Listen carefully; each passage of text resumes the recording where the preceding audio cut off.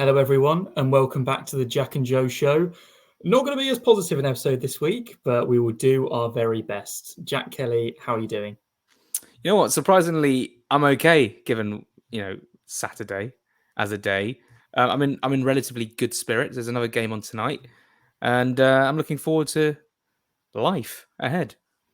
100%. Life goes on, football goes on. And what also goes on is we're going to shout out a message to our fantastic sponsors, Green King Sport. It's been a wonderful weekend of Premier League action aside from Fulham, and you may have been able to catch that at Green King Sport Pub. We obviously had the first Saturday night football of the season at the Etihad, and there's some great games that you could watch this weekend, Jack. We've got the early game is Bournemouth, who have been quite impressive so far, it's fair to say, even with those maybe not the best results. Up against Tottenham, who had a great start under their new manager. And then a Super Sunday double header involves the Blades and Manchester City. And then Newcastle-Liverpool will be a good one. Yeah, absolutely. And, if you're come out the Emirates and you want to find a Green King pub to watch the 5:30, Brighton and Hove Albion against West Ham. Brighton, who smashed 4 past Wolves at the weekend, against West Ham team who beat Chelsea yesterday. We're recording this on the Monday. And Joe, let's just rip it off like a Band-Aid or what do you call it, a plaster, as they say in Britain. We lost 3-0 to Brentford, and we lost Mitrovic as well. Give me your thoughts, please. Terrible, terrible day. But it's only a day. And let's face it, we knew Mitrovic was most likely going to go. We spoke about it last week, almost getting to the point where it was a matter of when rather than if. And, I think we said everything there is to say about that subject. It's very disappointing when you see the club statement. I don't think they say that if he hasn't been kicking up a bit of a fuss. I don't want to speculate. We're not there. We're not in the room. We haven't seen what's happened. But it sounded like he was desperate to go, which is a bad way to leave any job, not just football, to be basically kicking and screaming your way out the door. I knew that it was going to be a rough day from the moment that my train was up the spout. So I got on a bus, which then very kindly broke down. And the replacement bus behind decided to just drive past us, which was just sensational. They always do that in the 93s. You know what? I hope you got a laugh out of it because I didn't. And I was absolutely fuming and roasting running down the road. Made kickoff just in time, and it all went downhill from there. Let's face it, Jack, the team news comes out. The first thing is there's no Mitrovic in the squad.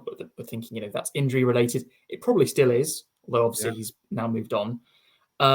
First thing that I looked at was Tim Ream, centre back, and I was thinking I thought Bassi might get the nod after Ream's slightly subpar first half against Everton and Bassi's great performance against Hoffenheim. The next thing was Polini's on the bench. Yeah. The third thing was the 2 players that actually did come into the squad. So Bobby Reid and Andreas Pereira. What were your initial thoughts on the team before any football had actually happened?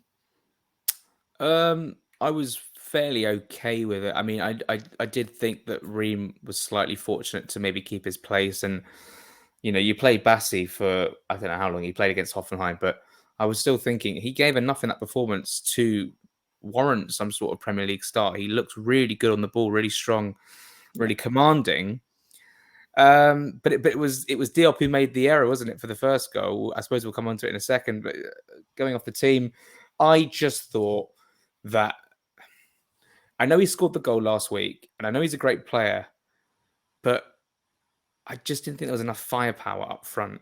I haven't seen enough from Raul Jimenez to put confidence in me that he's going to score and win us a game. I thought he was poor on Saturday, and just we looked a bit lifeless up top. We created a little bit of, a little bit, and obviously Bobby hit the bar. Wilson is where the danger is going to come from, and Pereira is obviously decent in the 10. But we are lacking, and now Mitrovic is gone. We're going to need another option up there, and without Willian as well, we lack a bit of fizz. And when he came on again, just didn't really get going. And I am slightly concerned, I have to say. And then going off the performance, Diop's nonchalant pass was really poor. The penalty's never a penalty. It's never a red card. And then they score a tap-in at the end when the game's already over and we've committed 2 minutes forward. It was never a 3-0 game, but it was just a terrible day at the office, Joe. In a season last season where the first 3-0 defeat came really late on again in March against Arsenal, we're now in game 2 and we've had a thrashing, really. I'd call it a thrashing. Yeah, I think anything above 2 is getting into that territory. And, until that Diop mistake, pretty even game. I would say Brentford had the better of it. They probably had the more clear-cut chances. But that being said, I think 0-0 would have been a completely fair scoreline going into half-time. These things do happen. These mistakes happen, but they happen a bit too much in regards to Diop, I would say. You think back to Sunderland last year, there was a couple in friendlies. I mean, I remember there was one against Hoffenheim that we got away with. Also, that penalty at Liverpool, which was a scandalous decision, all came from Diop losing concentration at Anfield when the ball came across him. We were making excuses then. That's when he was playing on the left side. He was in his natural position this time. It was just an unacceptable mistake. And he will know that, but it can't happen again. It's worth noting that at the moment he has absolutely no one fighting for his spot because it's very clear that we've won one left-footed player on the left and Diop or Tosin, who's obviously not available and potentially leaving the club, on the right. Very weird situation to be in. Second half, we actually started a lot brighter. Again, pretty poor up front, but, Bobby Reid, scuffed effort, hits the bar and they go straight up the other end and win the penalty. And I do say win the penalty because, these days, someone touches you in the box. If you go down, you get a penalty. And if it was at the other end and the exact same thing had happened, I'm probably shouting for it. But at the end of the day, it was never enough contact. And I would love that penalties like that would just stop being given. They won't. I'm sure we'll get one this season. It's exactly the same situation. And I don't like it. I think that it's not a yellow card offence either. And Ream's first half yellow card was soft in itself. The 2-0 didn't kill the game. The 10 men did. I mean, I think we'd have struggled to get back into it regardless. But down to 10 men, Brentford were pretty resilient as it was. We didn't give them anything to think about. Not going to speak about Jimenez's Rabona at 2-0 down because my head was on another dimension. I didn't realise that most Fulham fans had made a big thing of that because when I was sitting where I was sitting, I was just kind of like, looked at the replay. I was like, oh, he Rabona'd that. Yeah. But after the game, a lot of people were very disappointed in that decision. I mean, look, it's not the biggest deal in the world, but I was just a bit like, we're 2-0 down. Like, this is not the time for those tricks. This is not the time. And then, the third goal, I mean, very well worked move when we were down to 10 men. What does it mean? What does it mean? Well, we don't have Ream for this next game against Arsenal. And we've got 3 really tough games coming up, 2 in the league and 1 in the cup. Arsenal, Spurs, and then City. Let's look ahead to Arsenal, Jack, because we've got to move on. Firstly, what would you change in the team? We have to change Ream. And I think I know what your answer will be because I don't think we have much choice. Not that I'm against it by any means. I thought he did quite well when coming on. But the rest of the team, I think we need to ring the changes a little bit as well. So what would your thoughts be? Okay, so Leno in goal at the back. I'd go with Tete, Diop, Bassi, Robinson. Paulinho comes in for me. Big game. Reid or Lukic. I think... Oh, that's actually a tough one. I think Lukic is the only player on Saturday that came out of the game with a bit of credit. Yeah. He was chasing things down. I remember that foul he won in the first half. He was really chasing every ball, and then he won the free kick. You know what? Not harsh on Reid. It's more of a compliment towards Lukic. Start Lukic, and then Pereira. Although Reid is very... I don't know. We'll discuss Reid when we get onto your team. And then... Oh, God. I was about to say Mitch. It takes some getting used to, isn't it? Oh, heinous. Harry Wilson, Willian, Raul. I like Raul Jimenez. It doesn't excite me anymore. This team does not excite me. And this is really sad, actually. That's kind of just hit me like a ton of bricks because I haven't really thought about it since Saturday. Go on. Yeah, we need some more firepower for sure.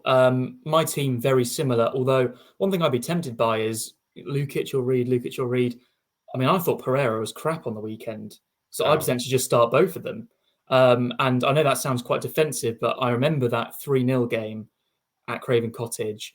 I also remember the 2-1 game. We were completely overrun in midfield in both, in my opinion. And it might not be the worst idea to set up solid and That's a good almost shout, just actually. try and hang in there. I know that sounds really negative. But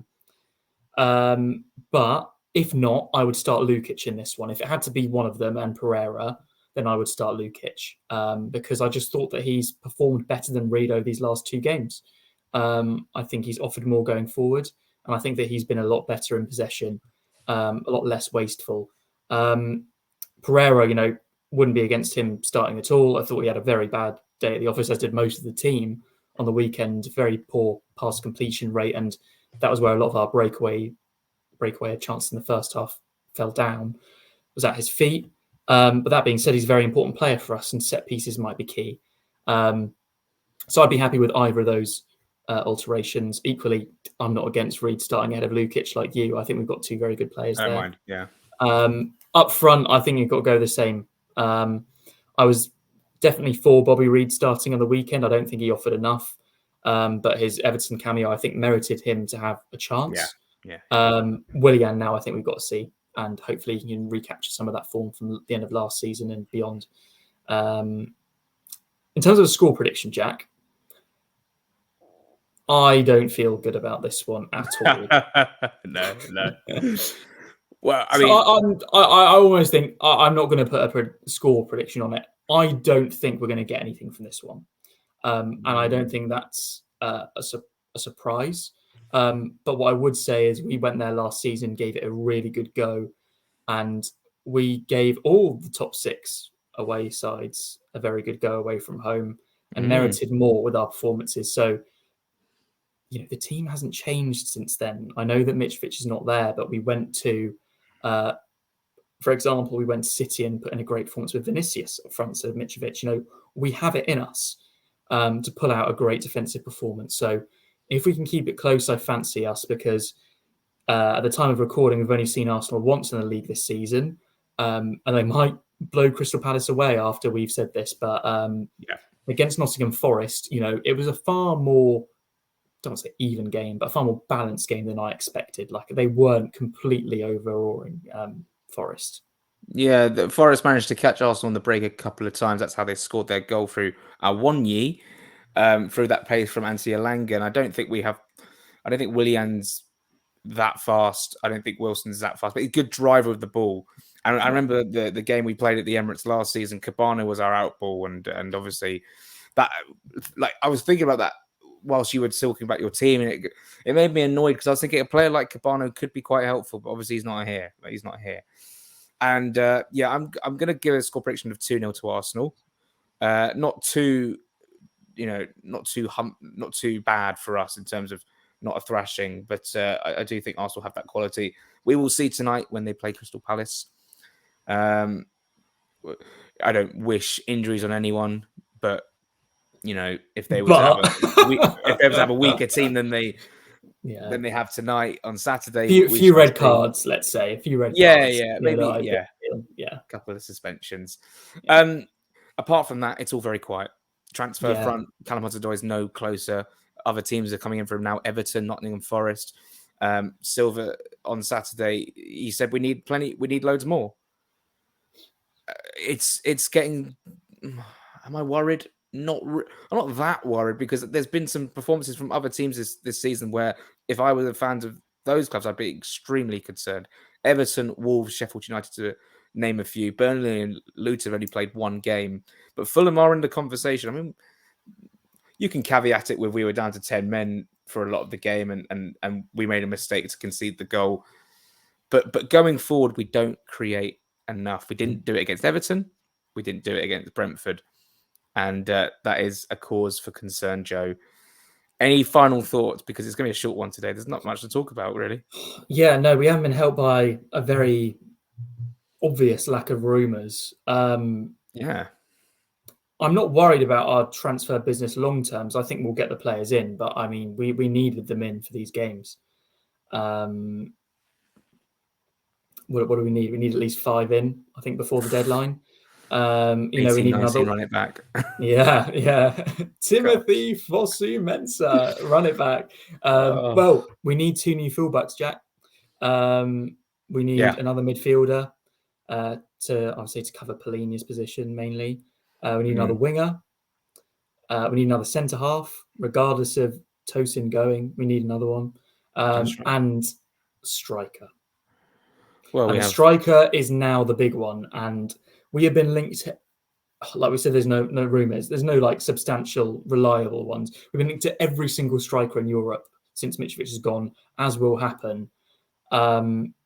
Very interested to see who we go for, because I think what you said, Jack, is very true. We seem to lack firepower, but also Jimenez doesn't really seem to fit the exact mold of striker that we need up front for our style. Couldn't hold up He's the a ball. different option, but he's not that player, and that's not his fault. That's not what he offers. You've seen us linked to players like Beto from Udinese, massive striker, holds up the ball, strong, good in the air. That's more the mold of striker we should be in for. I'm not saying him necessarily. I just mean the profile of player. So very, very interested to see who we sign, because we've got about 50 million to work with minimum based on the Mitrovic, money alone. I know that's not exactly how it works. It's not like FIFA. It doesn't just go into your transfer pot, but that money's there. It's come in. It's somewhere. Funds.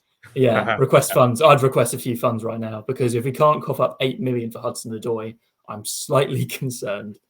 I would request funds, and I was also request fun.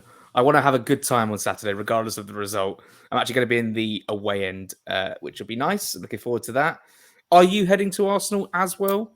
I certainly am. I will be there. Are we talking back-to-back away games where Jack and Joe are both there and just We having free drinks are. together? If the performance is similar to last time we went to an away game together, then I am very concerned. I will say this: Michael Keane put the ball in the net, and it was harshly disallowed. And I said, "There's going to be a decision that's going to be harshly given to us in the next few weeks," and it was. That's true. This is the That's true. Premier League, and I will say this: I'm sorry, Joe. The standard of refereeing so far this season, and we've seen, I think, 18 games of the Premier League so far, has been utterly horrific. Yeah. I mean, the McAllister red card, they've appealed that today. The Ream red card, the Paulinia yellow card. This is what I was saying last season. We should be able to appeal individual yellow cards because they're not yellow cards, even though the threshold's got lower. Completely agree. I'm already fed up. There's too many, and I'm not just talking Fulham. Like, the Keane one last week, yes, it was offside, it wouldn't have counted, but it wasn't a foul. Why is the referee blowing the whistle when the ball is still in play? It's just these things. It's just incompetence from all of them, and that was against Fulham. I'm trying to show that I'm not just being biased about this individual penalty decision. It's happening across the board, and it's very, very poor. And fingers crossed. There was a couple of moments last season against Arsenal, in particular the Gabriel winning goal at the Emirates, which could have easily gone the other way. So hopefully we just have a game without any controversy on the weekend, because that is what I would like the most, regardless of the scoreline. I don't want it to be decided by a decision by the referee. Yeah. The under-23s start their Papa John's Trophy campaign tomorrow night. We and myself and a couple of friends, Jack Stroudley included, are going down to Fratton Park to watch the boys. Hopefully, we get a good result. It's a trophy that usually the more established, League One, League Two team do beat the academies. However, you never know. At a draw, we go straight to a penalty shootout. So good luck to Hayden Mullins on his first. I think it might be his first game in charge, or maybe second. I'm not sure actually. But Joe, thanks so much for being here. It's been sad, but whatever. Yeah, it's important that you just move on quickly from footballing days like that. And thank goodness we have some more football right around the corner. Yes, it is against 3 very good sides, but you have to play them at some point. Maybe not in the Carabao Cup, but here we go. And let's just get on with it and see what we can do. It could be a tough, 4 or 5 weeks, because we've got these games, and then we've got the international break, and then we've got, Luton at home, which is a game everyone's going to look at and say we have to win. But you never know. We could go to these places and get a point, get a win. Cool. Yeah. VAR, you can get these decisions. They happen. But Joe, that will be that for today. Any final? Did I already ask you that? Any final words? And we'll wrap no, it up. nothing from me now. It's Monday Night Football. Let's get the football on. Crystal Palace versus Arsenal. Thank you so much for watching. Thanks for your continued support. And Joe, thanks so much for being here. Thanks, Jack. Thanks everyone for watching. All right, guys, take care and come on, Fulham.